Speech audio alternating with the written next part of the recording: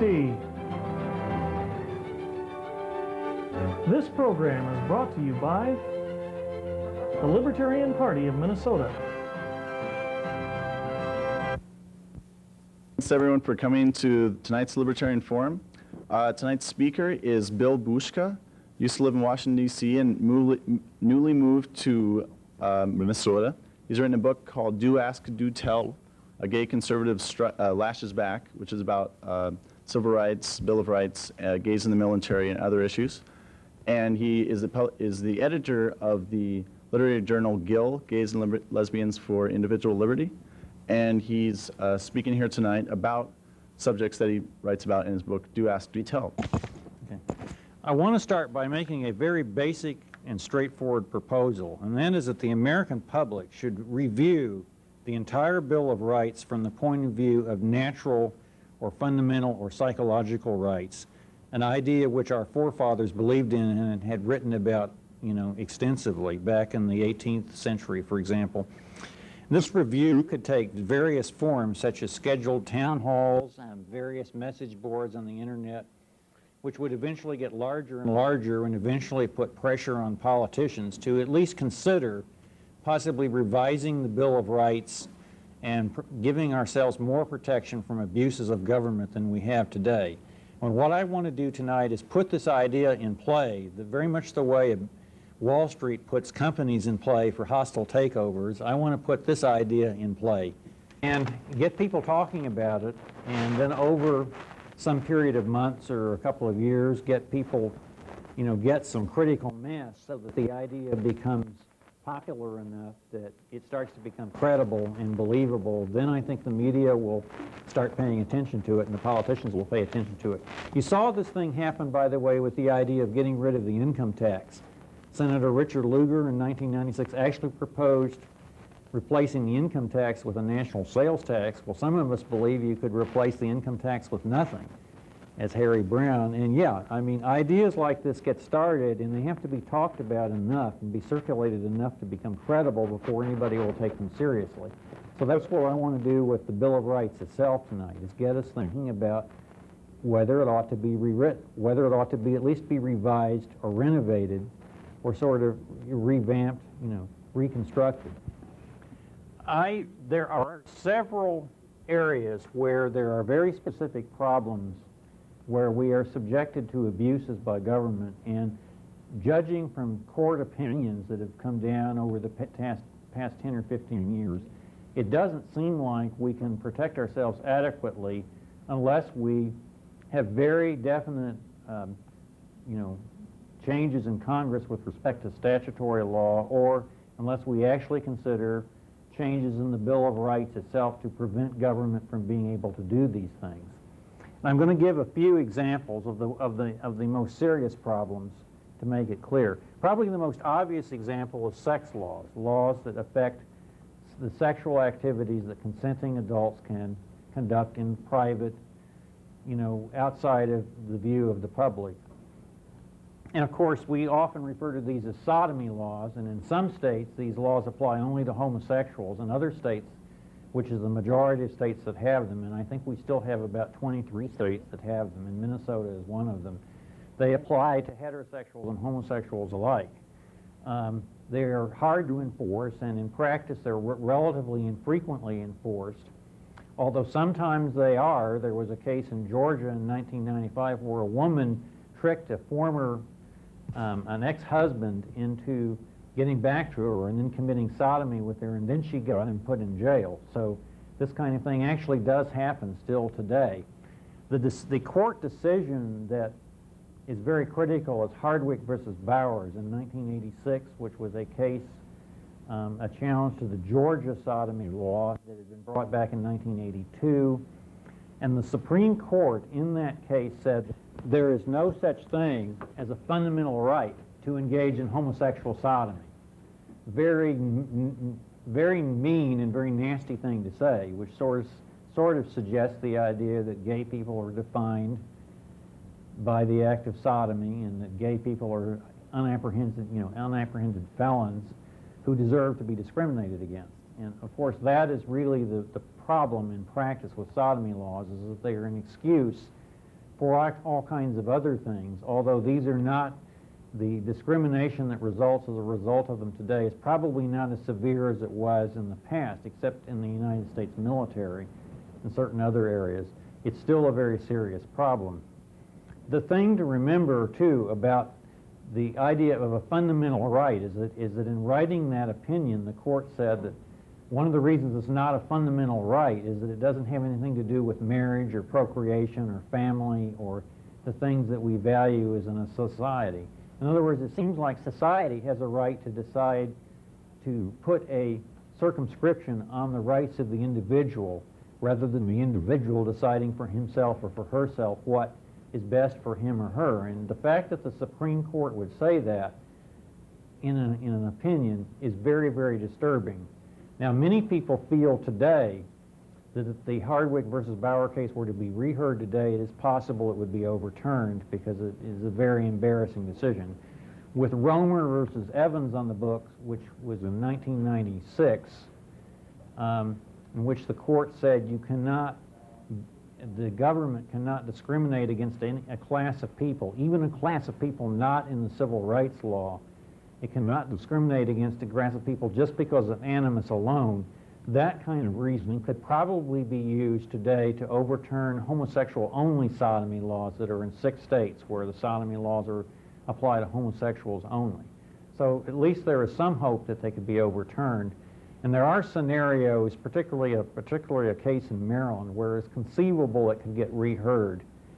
But I don't really think it's very likely. So that's why I think that we need to consider, among other things, protecting the right of adults to have, to do what they want with other adults in private, or to choose life partners, to choose significant others based on their own needs and not on the needs of society in private. That's something that we need to debate. Another serious area that you hear about is civil asset forfeiture. And even though I think it's the Fifth Amendment that says you can't take away property without due process of law, some states have been doing this all the time, particularly Florida and Louisiana, where ordinary citizens driving through the state, if they fit a certain profile, the police will stop them.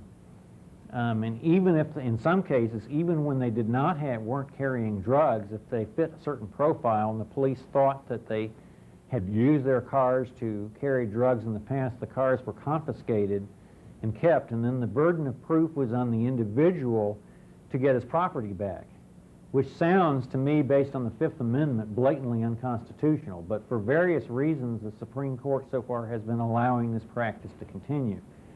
This is an extreme abuse by government, although it's generally by state governments and not the federal government. Well, the federal government, of course, does seize assets too sometimes, and sometimes in very unethical and inappropriate fashion. So civil asset forfeiture seems to be something that needs constitutional attention.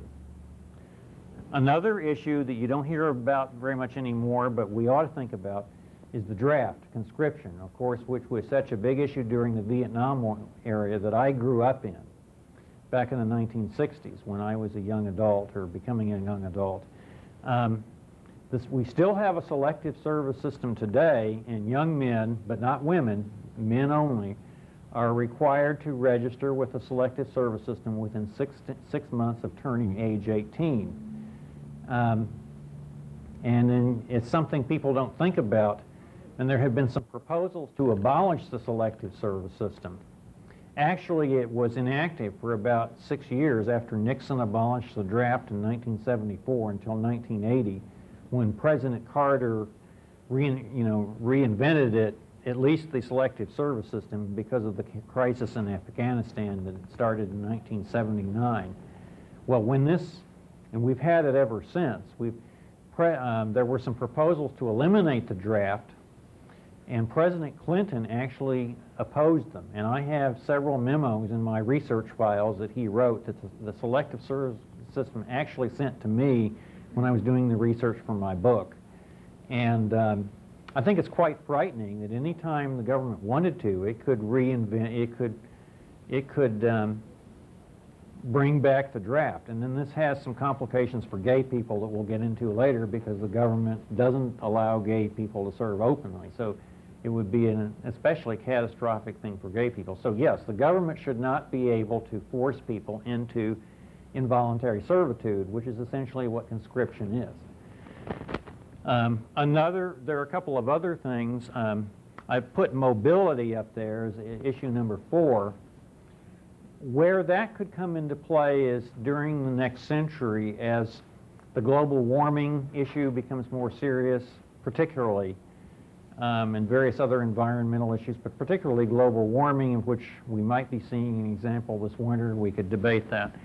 But the danger is that somehow, one way or another, we're going to have to figure out a way to reduce our consumption of fossil fuels. And of course, there is a political problem between the United States and the third world, that we use a lot more resources per person than they do, and that we sign treaties that we have to enforce. It is not completely out of the question that someday we could see proposals for gasoline rationing again that we saw back in the 1970s. That we could even see proposals that say that you cannot drive your car on certain days of the week according to some sort of a sticker system. Although there's no talk of that right now, it is conceivable that that could happen in the future. That is something that affects people's mobility, their basic ability to conduct their lives as they choose. So something that we should be thinking about now, and again, there might be constitutional things that we could propose that would prevent that from happening.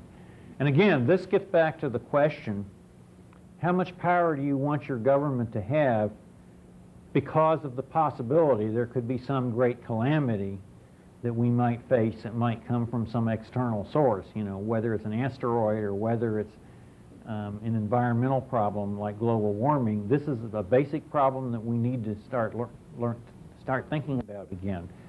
We've come through the last 30 to 40 years amazingly well in some ways. I think I've seen this in my adult life, this change from a society in which politics was mostly concerned with groups of people and with nationalities and with the idea that one group of people gets what it needs by governments taking something away from another group and giving it to them. We've seen a focus away from that on more emphasis on the individual. And that's basically because of technology, because technology has made it possible for individuals to do more for themselves, like the internet, for example, and we'll see that again and again. And this is an example that could reverse that.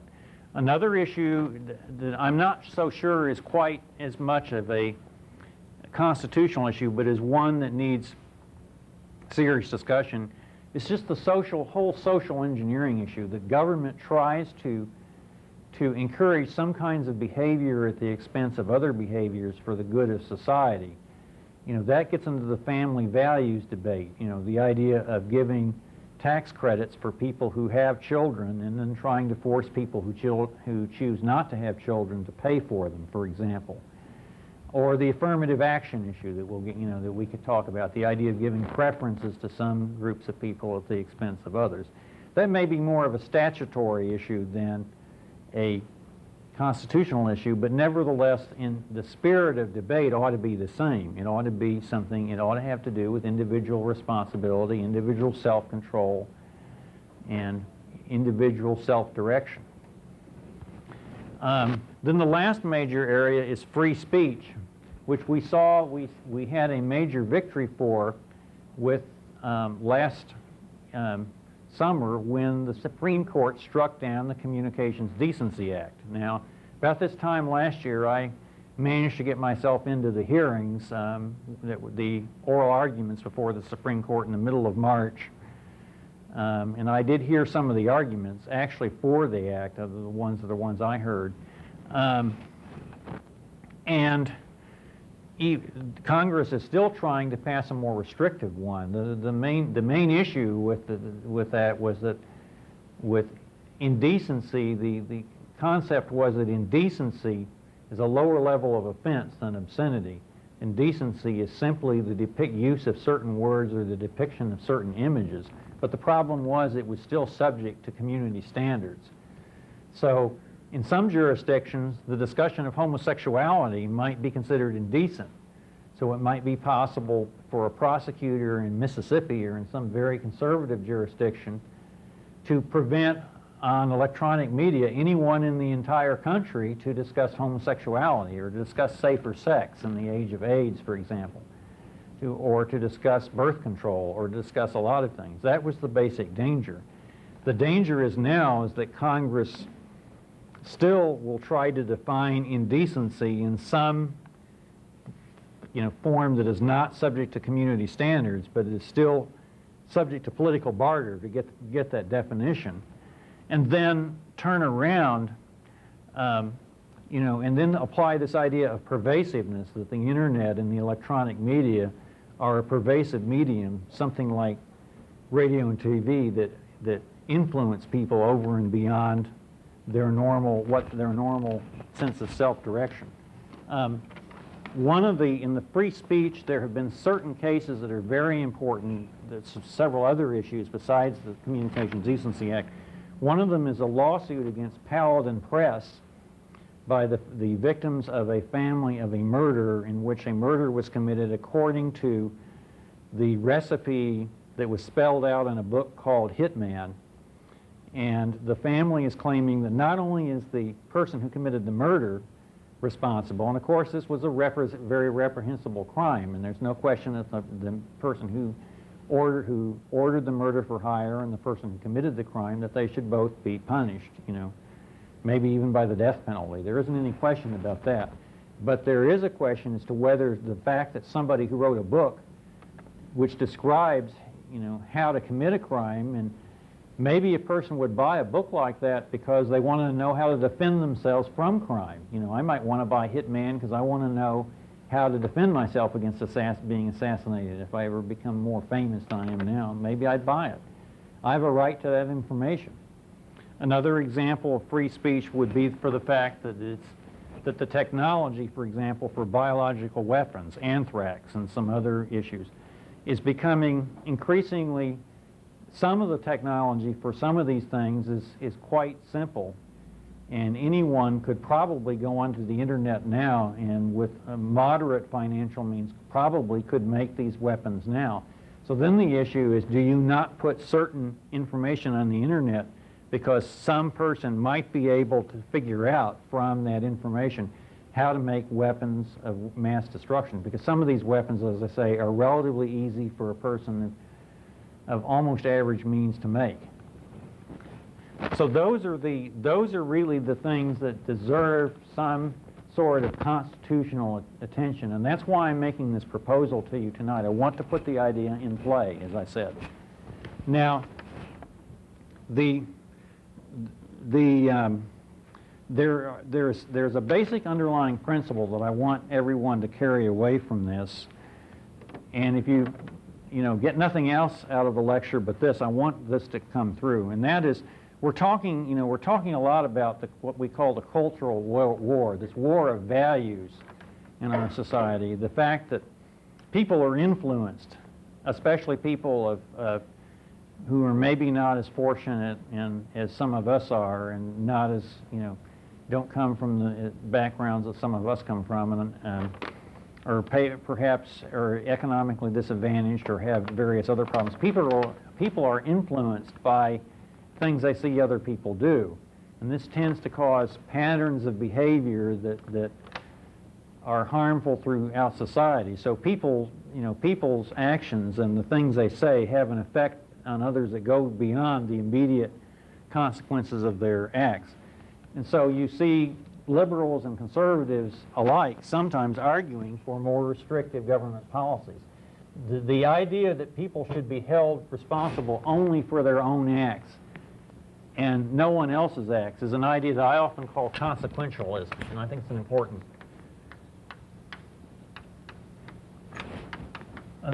concept. Consequentialism. And whether we really believe in that and want to embrace that as a libertarian principle is something that we should be thinking about. But there's really a split in these issues. One issue is whether there is really there really is a moral issue. There are some things that we shouldn't do because we know they can be harmful to others. There is a certain moral balance between a person's self-ownership and his desire to live his own life according to his own values, and then the obligations that we normally expect that go with family and community, and the things that help make a person what he or she is. So there is this moral dilemma that everyone should learn to deal with. Am I stepping beyond the limits of what is mine to have in a just world? But that is certainly something we should debate and should be thinking about when we talk about all of these issues, like family values, for example, and in the environment, for example. But the other question is, how much should government have to do with defining these moral values? Because there are very serious problems when government does define these moral values. Then it means that people become lazy and they don't do their moral thinking from themselves. They assume it's already done for them. And that's essentially what the problem is. People then begin to feel they're not really responsible for their own lives. It's, the way you live your life is you give money to somebody who will get you what you want and what you need, what you and your family need from other people. You give money to politicians and they'll take care of you, or you give money to your labor unions or whatever and they take care of you. Most people never really come to bat and speak and think for themselves, and that's really the issue. It's because government gets in the way of doing that. It's not simply just a political problem that you can solve by simple slogans. I mean, yeah, I'd like to get rid of the income tax and replace it with nothing too. But you have to go deeper than that. You've got to think about the psychological problems underneath all that and how you can really make something work. So you've got to understand the split. There are moral issues that we need to debate about, the consequences of the things we do and about our values and the limits that we ought to learn to accept in order to meet our obligations to others. There are these issues, but then the other side is what's the proper role of government in resolving these issues? And I think as libertarians, we believe that should be as small as possible. And then the point is to argue, why should these be kept small, even in view of all of these problems, even in view of all of this devil's advocate that I'm playing with you? How can we keep the government's role as small as possible?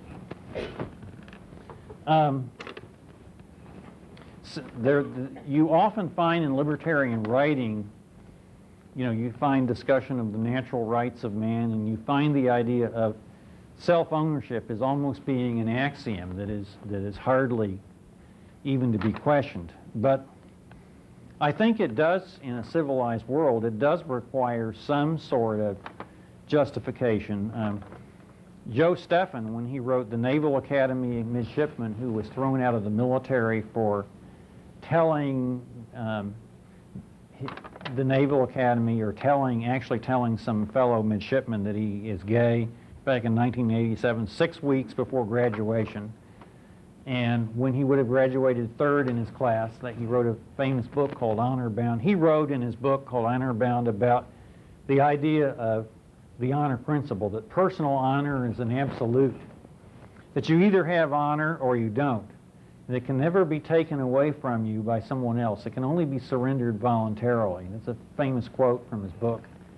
And if people live by, the idea that people should live by a code of honor is sort of a philosophical justification for self-ownership. The other idea that justifies self-ownership is whether you really believe that as a matter of principle, people should be accountable for their own actions and not the actions of others. Again, which sounds a little bit like consequentialism. But those are basically the philosophical generalizations.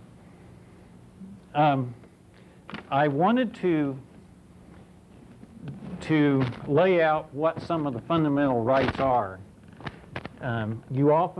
You probably have taken courses in which you've read about natural rights of man and how there's a difference between natural rights on the one hand that Thomas Jefferson and various other writers talked about, and then the actual rights that are specifically developed in the Bill of Rights.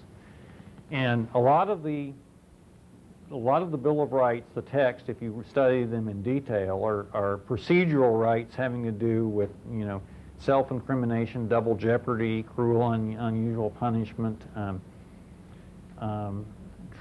trial by jury, things to protect you procedurally from government abuses. They were written in terms of problems that existed in colonial America before the war, the Revolutionary War. And they tend to be very specific about very specific situations that might occur rather than being conceptual or philosophical. So what I thought that part of this debate for the, amending the Bill of Rights would be to lay out what these psychological rights should be. Next week is part 2 of Bill Bushka with psychological rights. Are you tired of politics as usual? Do you think government is too big and too expensive? Are you ready to abandon the two old political parties? It's time to discover America's fastest growing political party, the Libertarian Party. Come to the Libertarian State Convention on Saturday, April 18th at Mystic Lake Casino Hotel in Prior Lake, Minnesota. The keynote speaker will be 1996 Libertarian presidential candidate Harry Brown. All I can say is I think it's a great day to be a libertarian. Call now at 223-0995. For more information about the Libertarian Party and a free 6-month subscription to our newsletter, call 1-800-788-2660 or in the Twin City metro area, 223-0995. Or check us out on the internet at www.lpmn.org. You can write to us at Post Office Box 580774, Minneapolis, Minnesota 55458.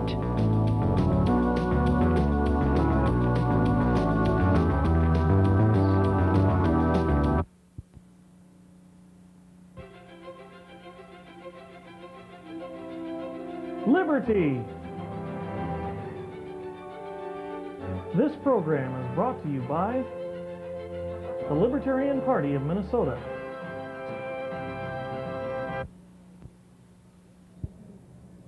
Part 2 of Bill Bushka and psychological rights.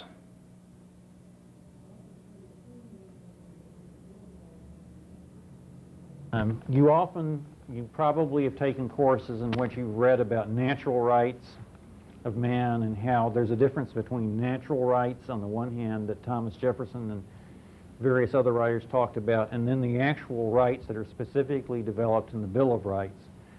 And a lot of the Bill of Rights, the text, if you study them in detail, are procedural rights having to do with, self-incrimination, double jeopardy, cruel and unusual punishment, trial by jury, things to protect you procedurally from government abuses. They were written in terms of problems that existed in colonial America before the war, the Revolutionary War. And they tend to be very specific about very specific situations that might occur rather than being conceptual or philosophical. So what I thought that part of this debate for the, amending the Bill of Rights would be to lay out what these psychological rights should be. And I won't go into a lot of detail right now, but the first one is obviously the right to life. As human beings, we have placed a very high value on the right of a human being to have his life protected, not have it taken away from him by force. Freedom from servitude is another basic right, I think, whether you're talking about slavery, like in the movie Amistad, or whether you're talking about the draft. Privacy, the right to be left alone. Well, here we run into a problem, don't we? Because the right to privacy for a woman might conflict with the right of the unborn child to be alive, to life. So some of these rights can, in a philosophical way, however you feel about abortion, for example, some of these rights can conflict with each other. And it's important to understand conceptually that some of these rights do conflict with each other, and we need to have a way of resolving some of these conflicts. There is a group actually called Libertarians for Life, which is usually at Libertarian Party conventions and so forth. Even within the Libertarian Party, there are there's disagreement over that. The right of privacy is actually sort of part of a bigger right, the right to be left alone, which is what Judge, one of the judges in the dissenting opinion in Hardwick versus Bauer wrote so eloquently about. But of course, this is the right to have sex, you know, with an adult of your own choosing, and the privacy of, you know, in a private setting, and it's also a little deeper than that. It's the right to choose a significant other whom, according to what you want from another person, without the government influencing it or coercing it, with various kinds of entitlements and special privileges and so forth. I think the right, you know, the right to be left alone is a little deeper than just sodomy laws, for example, and abortion. You know, it's the freedom from the influence of entitlements, in a sense, is also part of the right to be left alone. Free speech, which is an extremely loaded, you know, it's the First Amendment is basically the right, you know, to free speech, but it's an extremely, there are a lot of convolutions in the right of free speech, because there are a lot of times when we say things, particularly in the intellectual property area. As an author, I know this. When you know, anybody has a right under our Constitution to express their opinion about something. I can express the opinion that we ought to get rid of the income tax, you know, or that we ought to get rid of sodomy laws, or we ought to get rid of the war on drugs, you know, all the things that Harry Brown says. The problem is that to make these opinions credible, you have to give specific facts. So you have to be able to quote other people when you give specific facts. Well, what does that run into? That runs into the copyright laws, doesn't it? Or what's even stronger sometimes than quoting other facts, you know, the kind of stuff you do when you write a research paper or a term paper or a dissertation, is to use personal experience. Well, what happens when you write about personal experience? Is it, well, there are other people who have been involved with you in your own life, so when you write about yourself, you're writing about other people. You may drag them in against their will, so you may run into problems with invasion of privacy or libel, or, well, probably not libel if you're careful, but certainly invasion of privacy, maybe the right to publicity, you know, various kinds of torts. It's not as simple to say what you want to say and really say it effectively as it would sound like it is when you read the Constitution, which is, of course, why we have people defer to politicians and to experts to do their talking for them a lot of times. Sometimes the law is more lenient when you have a nonprofit organization sponsoring you. It is sometimes you are allowed to do more when you have an organization which sponsors you than when you simply speak for yourself. And we even ran into that when we were in the Libertarian Party executive meeting a little while ago, because we were talking about community service, and the fact that we were a nonprofit meant that somebody who had been convicted of a drug offense could do community service for us. Because we're a nonprofit, we get preferential treatment. Well, the problem with allowing organizations to shield what individuals do is, in the free speech area, is that yes, that compromises the value of the speech. You know, it's kind of an affront to the spirit of free speech. I mean, I can understand why it might be necessary, but I think there is a conceptual problem there that we need to think about. Another right, of course, is maybe the most important right to libertarians is property rights. And property rights can involve tangible, you know, you're talking about tangible property, your own home, real estate, your possessions, intellectual property, you know, which of course gets back to free speech, but also in a broader sense, property rights has to do with the right to make the most of yourself in a way you see fit without undue influence from others or undue influence from the government. So this is where you get into all kinds of issues, zoning laws, licensing laws, the fact that people who are in small businesses are often put out of business by government regulations simply because they're able to do something like bake cookies, you know, according to a homemade recipe in their kitchen or something, more efficiently than a larger business can, because they don't have an overhead So they're a threat to the unions, for example, so they're put out of business. There are a lot of examples of this. The case of somebody that wanted to open a braiding service for African Americans, and she was forced to take a $5,000 cosmetology course when she wasn't interested in cosmetology. She wasn't interested in doing anything but braiding people's hair according to a certain African American style. So sometimes these laws are actually harmful to minorities, more harmful to minorities than they are to minorities that usually looks to government to protect them. A lot of times these laws actually hurt them. Another fundamental right is belief or unbelief.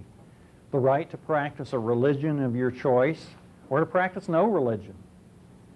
And then, and to me, it's not so much a matter of whether you allow silent prayer in a public school or whether you allow a nativity scene in a public square. I don't have a problem with that. But what I do have a problem with is giving religious institutions exceptions from, giving them a preference that other people have to pay for. That I have a problem with. And that's more where there is a problem. You might have heard about the Religious Freedom Restoration Act that was passed in 1993. But fortunately, it was declared unconstitutional by the Supreme Court last summer, about the same time that the Communications Decency Act was declared unconstitutional. And that's because it gave if you were for a religious organization, you could get out of a legal responsibility if you did something under the guise of religion, and that's wrong. An example back in the time of the draft is that you didn't have if you could claim conscientious objection, you didn't have to go and risk your bod being torn apart in Vietnam, If you could convince a draft board that it was a sincerely held belief, and usually it was a lot easier if it was a religious belief that was sponsored by an established religion. So again, religion gets preferences, and that hurts people who choose not to believe in a supreme being. If that is what you want to believe, is what you want, you certainly have a right not to believe in religion if that is what suits your needs, without the government being involved. Another one is the right to be a parent, and I'm not sure that that's a fundamental right in quite in the same sense that some of these other things are, because you have to be capable of being a parent. You have to be, if you decide to have a child, you have to be willing to put that child's welfare ahead of everything else in your life to be a responsible parent. And I think some of you in this room probably know what that means from personal experience. But the question is, should we exclude some people from being parents when we know they're qualified?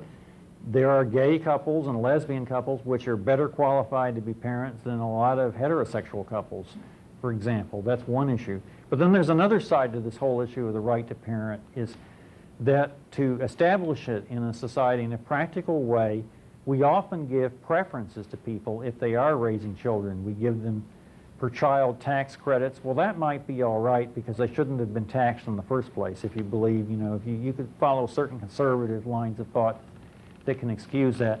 But for example, there have been proposals to require paid maternity leave, to require employers to give pregnant women, paid maternity leave.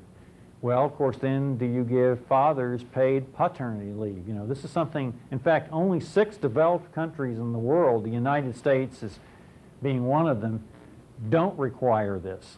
Many of the European countries do require it. And the problem in a diverse society like ours is, of course, that you can't give a privilege like that. As much as we may admire motherhood and may want to help mothers and children, you can't really, with the power of the state, give people that kind of a benefit without making other people pay for it. And so that creates tremendous tensions in the workplace, and that there are a lot of tensions in the workplace today because of the fact that people have different needs outside of the home and different abilities to put in unpaid overtime if the position is salaried. And it's very, very difficult for people to deal with these in an honest manner, and a lot of times it's very difficult for employers to deal with without legal problems. Very, very difficult issue, and something people are very uncomfortable discussing, and it's something that we need to talk about more. And the last one is the right to vote. And unless you're a convicted felon, you have the right to vote. But making your vote effective is an issue, and that's where we get into the theories about proportional representation, for example, ballot access, which is something the Libertarian Party has supported.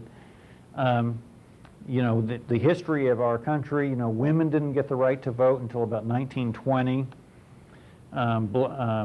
Blacks got the right to vote sometime back, as I remember, late in the 19th century. I have it down in my notes. But in practice, they didn't really have the right to vote without a poll tax or without having to pass all kinds of surreptitious requirements until the Voting Rights Act of 1965. In practice, they really didn't have the right to vote until then. District of Columbia residents didn't have the right to vote until recently. Now, voting is a fundamental right, yet when you vote for a representative, you're sort of voting for somebody to take some of these problems off your shoulders, aren't you? And do things for you. And that gets to be a problem. Because then you're not thinking for yourself. Now, obviously, there are things that government has to do for us, and that we accept the fact that government has to provide a national defense and provide a judiciary and provide some basic services, and we're not really quarreling with that. But we're quarreling with the mentality that says that I'm just going to turn my responsibility for myself over to other people because only they can speak for me. You know, in our society, there is sort of a mentality that says, I won't speak for, you know, I won't get to be heard unless I have first been a public official or been a company of a president or proved I can raise money. I won't get to be heard for my ideas and be taken seriously unless I pay somebody off. You know, there is sort of that tradition in the way we have behaved, which I think has undermined free speech and undermined the ability for people to be responsible for themselves. Yet I can understand why that would be necessary. You know, there is sort of a balance between loyalty and personal initiative that is something that always needs to be struck. That's what leads to all of these other issues that aren't necessarily constitutional, but they are issues that we should talk about. One of the issues that I talk a lot about in my book is gays in the military. And I'll just say what the reason I got involved in it is very quickly. I was thrown out of the College of William and Mary in 1961 when I was a freshman in college after 2 months of being there for telling the dean of men that I thought that I was a latent homosexual. And the argument that was used was that my presence in the dormitory invaded the privacy of other students, and that it posed a legal risk to the college if I was allowed to stay. Well, where did we hear those arguments again? We heard those in 1993 from Senator Sam Nunn and Charles Moscos when President Clinton proposed ending the ban on allowing open gays and lesbians to serve in the military. The whole idea that unit cohesion was one issue, but the whole idea that in the cramped spaces of a military living environment where there is much less privacy, that it was simply an assault to the fundamental decency of young men who may, particularly, I think in the arguments it was men they were more concerned about, whose sense of masculinity might be undermined by being in close proximity to men who might be sexually interested in them or maybe not be sexually interested in them, which actually might be more of a problem in practice. In practice, though, what's happened is that the military ban, the Don't Ask, Don't Tell policy, has been used to drive women out. And women who resist sexual advances from male superiors are usually labeled as lesbians and a lot of times investigated as lesbians and driven out of the service.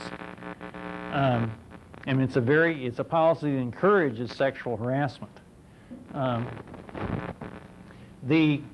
It's probable that the Don't Ask, Don't Tell policy is constitutional. It's very unlikely that it can be overturned that it will be overturned by the Supreme Court, right now we don't have a victory in an appellate court, so that we have 2 defeats and we don't really have a victory, so we don't even have anything to get it to the Supreme Court yet. But it would be easier to overturn if, for example, we didn't have sodomy laws, if we didn't have that horrible decision, Hardwick versus Bowers, which gets back to the constitutional issue, other constitutional issue. There is a subtext in the military policy, though, which is interesting, that says that if a command, in the DoD regulations, that says that even if a military commander uses illegal methods to gain information about a person's sexual conduct, once that information is available, the person still can be discharged through administrative procedures. He can't be charged with a crime, but because this is an administrative discharge, his due process rights are not technically violated even if the means to gather the evidence was illegal, because you don't have a constitutional right to have a job or to have a career in the military. Now, I think that's wrong, and I think in the case you may have heard about with America Online about the sailor who intended to keep his identity anonymous, but said he was gay online and was tracked down through America Online, nevertheless illegally.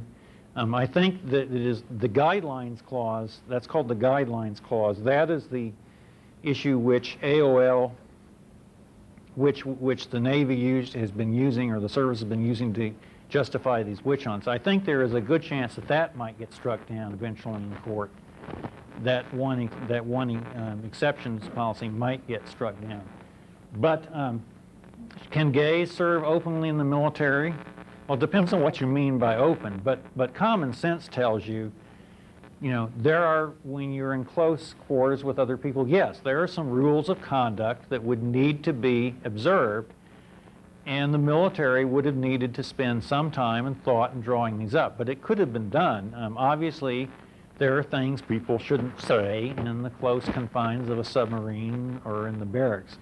But that doesn't mean you shouldn't be able to live with a partner of your own choice off base when you go off base, or that you shouldn't be able to tell family members that you're gay and not have it get back to military commanders, for example.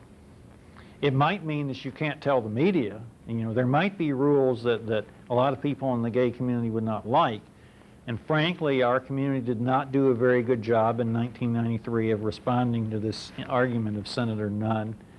The same argument that I experienced when I was thrown out of college. We didn't respond to it very well, which is why I got interested in writing a book. And that's in a nutshell, a very brief nutshell, what my biographical story is, perhaps.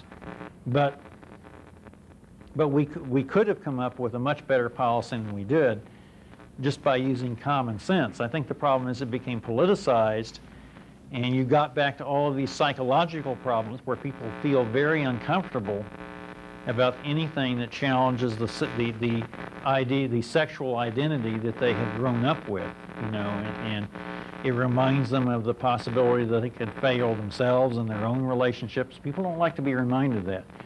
They don't like to see anything that challenges the assumptions that their whole lives are based around and all the loyalties that their lives are based on threatened. So people don't like to be reminded of things that make them uncomfortable. Well, that's what we've got to get over if we're ever going to really free ourselves from some of these things that government does, is we've got to be willing to be uncomfortable and face some of these issues that are difficult and that really force us to think, about ourselves and what we're doing with our own lives and what our limits are and so forth. We've got to be willing to face these. It's not enough just to give money to politicians that we agree with, that in some cases probably don't have a very good chance of getting elected. We've really got to sit down and take responsibility for some of these issues ourselves and start talking about them first in small groups and then in larger groups and in increasingly large groups, so that the politicians will take them seriously. No matter who wins the elections, no matter what party is in power. I'll just mention a few of these other things. Family values, the preference, whether we should give preferences to certain relationships, to families with children, for example. Well, what about gay marriage? Why should the state subsidize an adult heterosexual relationship because it is physically capable, at least symbolically, not always in every case, capable of producing a child, but not an adult homosexual relationship that might be committed for a lifetime, for example? Affirmative action. Why should we give preferences to one group of people just on the theory that being white is somehow an advantage and being black is somehow a disadvantage, which might be true in large numbers, but isn't true in a lot of individual cases? I can understand the reasoning for it in a way, and I can understand the historical basis for it. But the problem, the affirmative action, again, brings up the other issue of discrimination law. And of course, as you know, libertarians are not great fans of anti-discrimination laws, which we sort of feel infringe on the right of property. And we support repeal of sodomy laws, but we don't really support gay non-discrimination laws. And the reason is you can't really enforce them very credibly without having somehow to measure their effect. And that eventually, no matter how you word the law in the beginning, means quotas or some sort of disparate impact or something that is very intrusive by government. And that's the basic problem with these kinds of laws, even though we may feel they were very necessary in the past. And I can understand why we felt that we needed them back in the 1960s. But they do have a problem, and it's very difficult to enforce them without the government being very, very intrusive. Free speech, we talked about public health. Well, I mean, back in the 1980s, the gay community, as we know it today, almost got put out of business for good. And I talk about that in my book, because there were all these arguments going around about how the AIDS virus might mutate and become more contagious than it is now, and there are reasons really why that's not biologically possible, but there were all kinds of things said then. There was a time where we wondered whether gay people were going to be just simply grouped with drug addicts because of the threat to public safety seemed to be so great. We sort of rode that wave and saw through it because we modified our behavior to some extent, and because we've gotten some grip on the problem medically with regard to, for example, treatment, protease inhibitors and so forth. There are other issues of public health, and of course that's, for example, there are other ways personal behaviors involve public health. When somebody moves out into the sticks, as communities move farther and farther out into the mountains, they come in contact with animal life and can bring new diseases, for example, into a community as people move around. There are a lot of other ways that public health can be jeopardized besides sexual contact. And so if we're going to worry about sex, we'd have to worry about a lot of other things. But yes, that's an issue we need to face, and that's an issue we need to be discussing. The last thing I want to mention before sitting down is what I call the relationship paradox. And that is that remember when I talked about the psychological aspect of libertarianism, of thinking about what is good for you in your own life, and not simply what is good for people you're supporting. There is in relationships, I think in modern society, of this age where the individual is becoming more and more important than he was in the past. When people form relationships and look for significant others in their lives, they tend today, and this is particularly true among gay men, but it's also more and more true among heterosexuals than it was 20 or 30 years ago. They tend to look for other people who are very independent.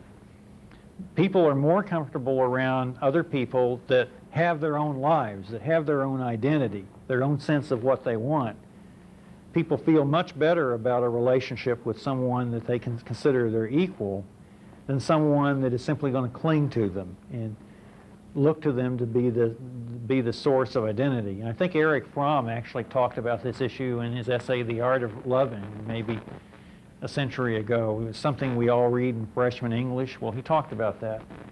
But what actually happens in society is that for society to function, we have this idea that we have to have people committed in marriages, traditional nuclear families, raising children, and that might today include gay marriages if we can get through the political problems with that, that we want people in lifelong relationships, that the essence of adulthood, of being a grown-up, is being able to commit yourself to another person for the rest of your life, to grow old with that person, to stay sexually interested in that person when you're, as you grow older and when you're, or as you get sick, or as unfortunate things happen to you when you maybe are no longer sexually attractive in the usual sense of what people think. That's what we expect, you know, and that society needs that to function, and that people need that, because when someone gets hurt or someone gets sick or something happens, they need someone around to, or someone loses a job or whatever, they need someone around to take care of them. When I was in the hospital and getting out, the nurses and the physical therapists were very uncomfortable with the idea that I was going home alone, and how could a 54-year-old man not have somebody there to take care of him? They couldn't believe that. It was a real shock to them that somebody lived the way I did. So there's a real paradox in what is good for the individual is to be very independent. And we, you know, since this age of liberation, since maybe about Stonewall in 1969, and since the time we put a man on the moon, about that period as the Vietnam War was coming to a head, we've come to think of life as a series of peak experiences. Whereas we used to think of life as a lifelong commitment, and that you only establish yourself as an adult if you could make that commitment first and keep it, and sort of pay your dues, raise a family, raise children, prove you can make money, and do all the other conventional things. Now it's prove you can be your own person and live your life in a series of episodes or peak experiences, maybe Maslowian peak experiences, for those of you that remember Maslow when you took psychology. So there is this conflict of what is good for the individual and what is good for society. And that's really the heart of the cultural war, isn't it? And that's what we need to talk about. That's really the essence of what this debate is all about. And that's really the heart of what I wrote about in the book. Are you tired of politics as usual? Do you think government is too big and too expensive? Are you ready to abandon the two old political parties? It's time to discover America's fastest growing political party, the Libertarian Party. Come to the Libertarian State Convention on Saturday, April 18th at Mystic Lake Casino Hotel in Prior Lake, Minnesota. The keynote speaker will be 1996 Libertarian presidential candidate Harry Brown. All I can say is, I think it's a great day to be a libertarian. Call now at 223-0995.